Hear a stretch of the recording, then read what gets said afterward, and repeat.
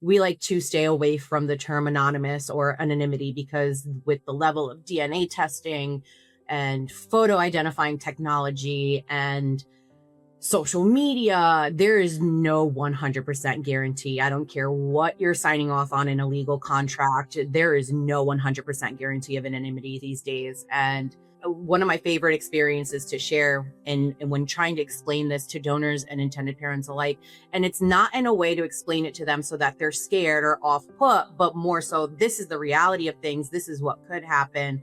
And you need to be mentally and emotionally prepared for that.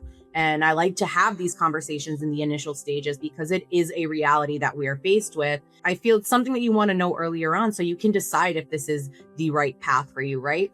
So one of my favorite experiences to share was actually not even of my own, but having worked at an agency, an egg donation agency, an egg bank, we had, recipient parents who had found this donor that they loved on our database. And they went on to, because the job description, the personal questions that donors are asked in their applications and are available information for intended parents on their profile, she had described what she did for work. And so intended parents took her name and took what she did for work because it was a very unique job that she did, went and looked for her on LinkedIn. Now, this is before they'd even identified that this is going to be the donor that they're going to try to potentially match with. And we had to explain to them, it's not necessarily what we like intended parents doing as part of the process. And, they understood, and they right off the bat, they're like, listen, we're not going to go looking for this donor, reach out to her and try to have any conversations outside of the agency. This is something that I like to touch on with donors and intended parents alike. That's just one experience of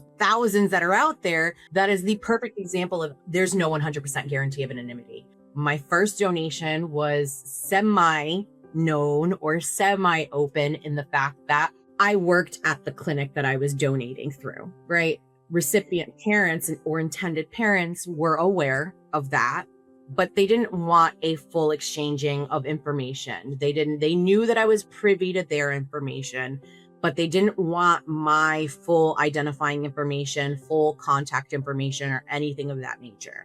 They knew I worked in the clinic. They were okay with that. And so it was semi-open or semi-known in that regard. And so when we're looking at different donation arrangements, I like the semi-open or semi-known because you can navigate that in a way that really feels best for you and aligned to what the donor is looking for and aligned to what you might want, any donor conceived child or children to know in the future. It really leaves room for access to information while also maintaining some level of privacy on all ends. So that was my very first donation. That was my first experience. So in a way, it was still de-identified on my end, but not for the recipient parents or the intended parents. My second donation was actually through an external donor agency. It wasn't through the clinic that I'd worked at.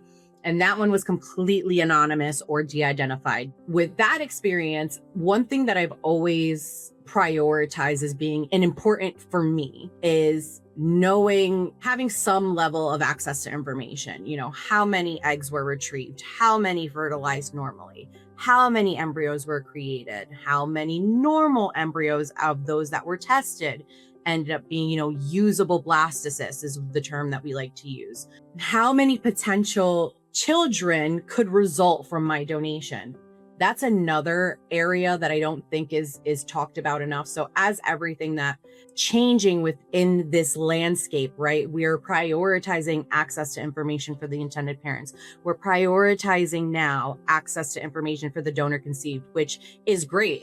That's never, up until recently, that wasn't always, one of the top priorities.